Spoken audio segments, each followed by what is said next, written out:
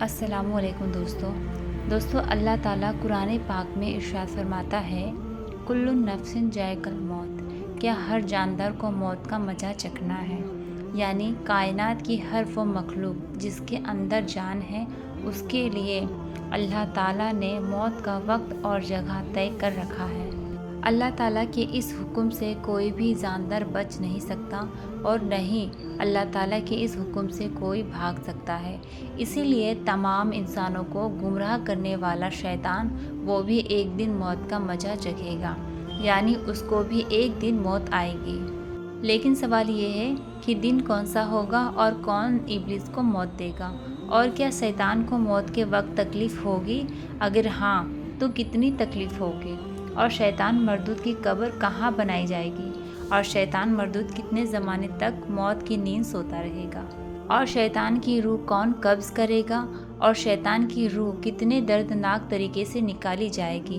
प्यारे दोस्तों, इन सारे सवालों का जवाब कुरान हदीस की रोशनी में आज की इस वीडियो में हम आपको बताएंगे। इसीलिए आपसे गुजारिश करते हैं कि हमारी इस वीडियो को आगे तक ज़रूर देखिएगा। दोस्तों, अल्लाह ताला ने कुरान पाक में जो हुक्म इरशाद फरमाया है, इस हुक्म से कोई भी नहीं बच सका। यहाँ तक कि अंबिया इकराम और सहाबा इकराम और इस कायनात में रहने वाली हर जानदार अल्लाह ताला के इस हुक्म को मानते हैं और इसी हुक्म के मुताबिक हर जानदार को मौत का मज़ा चखना है और हर इंसान और जानवर को उसके तय किए गए वक्त पर इस दुनिया को छोड़कर चले जाना है। लेकिन यहाँ पर सवाल ये है कि पूरी दुनिया में रहने वाले इंसानों को गुमराह करने वाला और अल्लाह ताला की रहमत से भगाए हुए शैतान मरदूद को किस तरह मौत आएगी और किस तरह ये अल्लाह ताला की बारगाह में जलील और रुसवा होकर हाजिर होगा। प्यारे दोस्तों, रिवायत में आता है कि जब अल्लाह ताला ने हज़रत आदम अलैहिस्सलाम को पैदा फरमाया और फरिश्तों में ये ऐलान कर दिया कि मैं ज़मीन के अंदर अपना खलीफा बनाने वाला हूँ, और अल्लाह ताला ने हज़रत आदम अलैहिस्सलाम की पैदाइश के बाद फरिश्तों को हुक्म दिया कि हज़रत आदम अलैहिस्सलाम को सजदा करे। इस हुक्म के अंदर शैतान भी शामिल था, लेकिन तमाम फरिश्तों ने अल्लाह ताला के हुक्म के मुताबिक हज़रत आदम अलैहिस्सलाम को सजदा किया, लेकिन शैतान मरदूद ने हज़रत आदम अलैहिस्सलाम को सजदा करने से इनकार कर दिया। तो शैतान की इस नाफरमानी की वजह से अल्लाह ताला ने शैतान मरदूद को जन्नत से निकाल दिया और हमेशा हमेशा के लिए ज़िल्लत और रुसवाई को इसके किस्मत में लिख दिया। तो उस वक्त शैतान मरदूद ने अल्लाह ताला की बारगाह से क़यामत तक की मोहलत मांगी, लेकिन अल्लाह ताला ने शैतान मरदूद को जो उसने इबादत की थी उसके बदले में एक टाइम तक का मोहलत दे दी। जैसे कि अल्लाह ताला कुरान पाक की सूरह ज़र में इरशाद फरमाता है, उसने कहा कि ए मेरे परवरदिगार, लोगों को ज़िंदा किए जाने तक मुझे मोहलत दे दे। तो अल्लाह ताला इरशाद फरमाया कि तुझे मोहलत दी जाती है। एक काफ़ी लंबे समय तक का उसे मोहलत मिल गई। दोस्तों, अब सवाल ये पैदा होता है कि वो टाइम कौन सा होगा जिस टाइम में शैतान की मौत दी जाएगी। दोस्तों, रिवायतों में आता है कि ये वो टाइम होगा जब क़यामत की निशानियाँ पूरी हो चुकी होगी। तो उस वक्त मोमिन के बगलों के नीचे से एक प्यारी और खुशबूदार हवा चलेगी, जिसकी वजह से पूरी दुनिया में रहने वालों तमाम मोमिन और ईमान वाले इंतकाल कर जाएंगे और काफिर और मुशरिक पूरी दुनिया में बाकी रह जाएंगे। मोमिन के इंतकाल के बाद 40 साल का ज़माना यूं ही गुजर जाएगा और इन 40 सालों में कोई भी बच्चा पैदा ना होगा, यानी उस बचे रहने वाले इंसानों की उम्र कम से कम 40 साल की होगी। उस वक्त मुसलमान जो कि मर चुके होंगे, इसीलिए पूरी ज़मीन पर कोई भी मुसलमान बाकी ना होगा। इस पूरी ज़मीन पर सिर्फ काफिर और मुशरिक लोग ही बाकी रहेंगे। दोस्तों, रिवायत में आता है कि जब मोमिन के इंतकाल को 40 साल गुजर चुके होंगे, तो उस वक्त अल्लाह ताला हज़रत इसराफिल अलैहिस्सलाम को सूरा फूंकने का हुक्म देगा। तो हज़रत इसराफिल अलैहिस्सलाम अल्लाह ताला के हुक्म से पहला सूरा फूंकेंगे।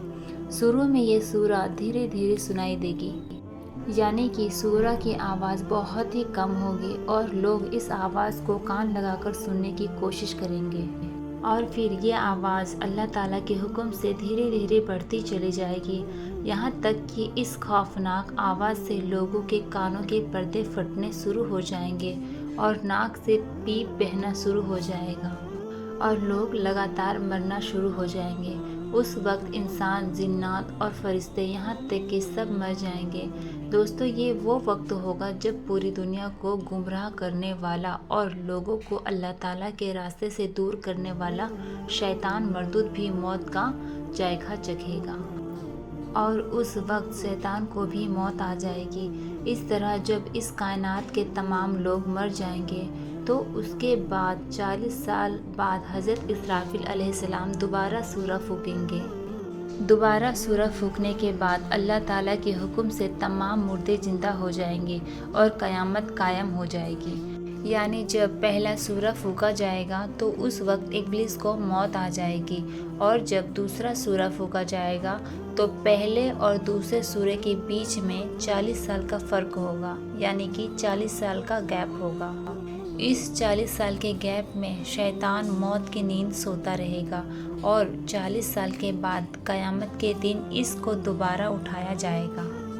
دوستو، اب آپ کو بتاتے ہیں کہ موت کے وقت شیطان کی روح کون قبض کرے گا، یعنی کہ کون نکالے گا، اور یہ 40 سال مردہ حالت میں کس جگہ پر گزارے گا اور اس کی قبر کہاں پر بنائی جائے گی۔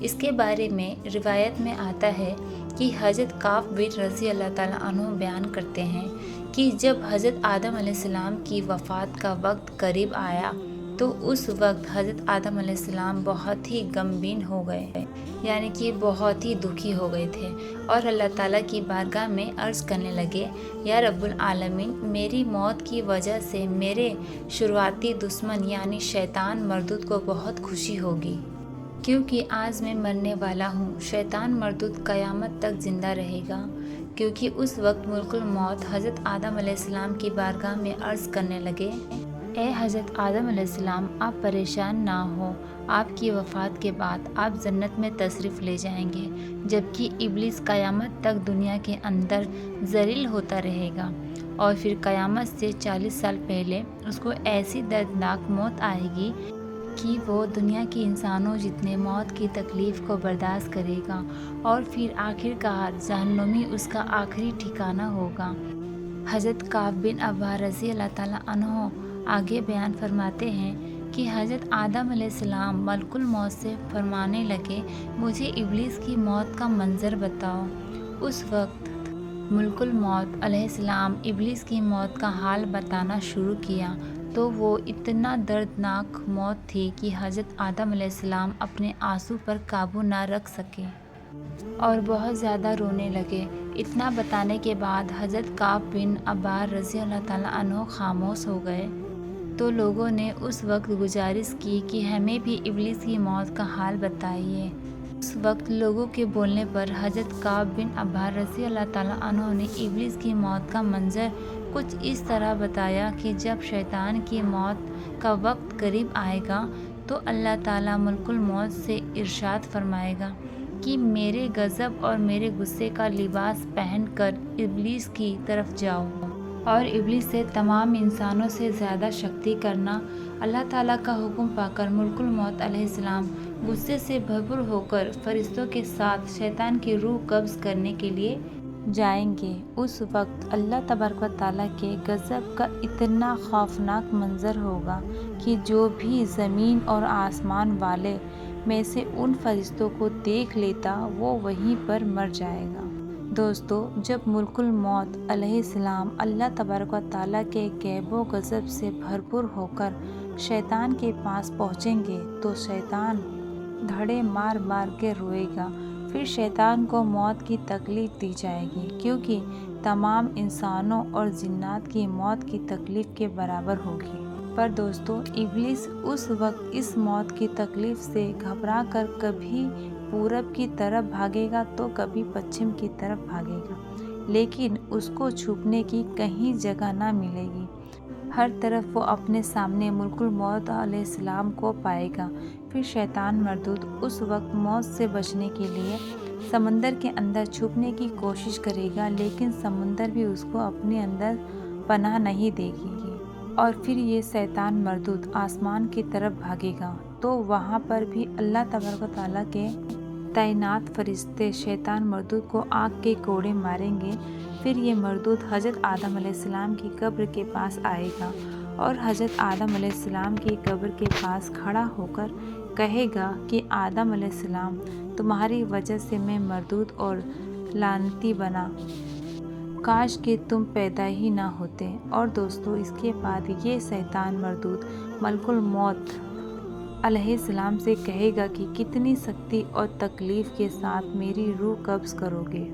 तो उस वक्त हज़रत मलकुल मौत अलैहिस्सलाम इरशाद फरमाएगा कि जितने लोग जहन्नुम में हैं उन सब की मौत से कई ज़्यादा तकलीफ़ के साथ तुम्हारी रूह कब्ज़ की जाएगी। हज़रत मलकुल मौत अलैहिस्सलाम की ये बात सुनकर शैतान मरदूद तड़पने लगेगा और चीखता चिल्लाता इधर उधर भागना शुरू कर देगा और भागता हुआ उसी जगह पहुंच जाएगा जहां पर उसने जन्नत से निकालने के बाद कदम रखा था। उस वक्त वो जगह अल्लाह ताला के हुक्म से आग के अंगारे की तरह लाल हो चुकी होगी और ज़मीन चिंगारियाँ की तरह हो चुकी होगी। उस वक्त शैतान मरदूद को फरिश्ते घेर लेंगे और आरों से इसको चीरेंगे। जब तक अल्लाह ताला चाहेगा उस वक्त तक शैतान मरदूद मौत की तकलीफ़ में रहेगा और मौत का शिकार होता रहेगा। जहाँ पर शैतान मरदूद की रूह कब्ज़ की जा रही होगी वहाँ पर जहन्नुम की संडासियाँ लगी होगी। उस दर्दनाक संडासियों से तड़प तड़प कर शैतान मरदूद की जान निकाली जाएगी। उस वक्त हज़रत आदम अलैहिस्सलाम और हज़रत हव्वा अलैहिस्सलाम से कहा जाएगा, ज़रा अपने दुश्मन की तरफ देखो कि किस तरह ये जलील की मौत मर रहा है। वो लोग ये खौफनाक मंजर देखकर अल्लाह ताला की बारगाह में अर्ज़ करेंगे, या रब्बुल आलमीन, तुमने हम पर अपनी नियमतें पूरी कर दी। उस वक्त उन्हीं जहन्नमी गड्ढों के अंदर शैतान इब्लीस 40 साल तक मुर्दा हालत में रहेंगे और वहीं पर शैतान मरदूद की कब्र बनाई जाएगी। दोस्तों, इस तरह अल्लाह ताला शैतान मरदूद को दुनिया के सबसे भयंकर मौत देगा और दुनिया के तमाम इंसानों की मौत की तकलीफ़ के बराबर शैतान मरदूद को मौत की तकलीफ़ दी जाएगी। और इस तरह ये शैतान मरदूद तड़प तड़प कर मरेगा और दुनिया के लिए इबरत का निशान बन जाएगा। अल्लाह ताला से दुआ है कि अल्लाह ताला शैतान मरदूद से हमें निजात अता फरमाए और अपने प्यारे हबीब सल्लल्लाहु ताला अलैहि वसल्लम के सदक़े हमें नफ्सो शैतान के शर से महफूज रखे और अपने तमाम अहकामात के मुताबिक ज़िंदगी गुजारने की तौफीक अता फरमाए और हुज़ूर सल्लल्लाहु ताला अलैहि वसल्लम की मोहब्बत के अंदर जीना मरना नसीब फरमाए। आमीन या रब्बुल आलमीन।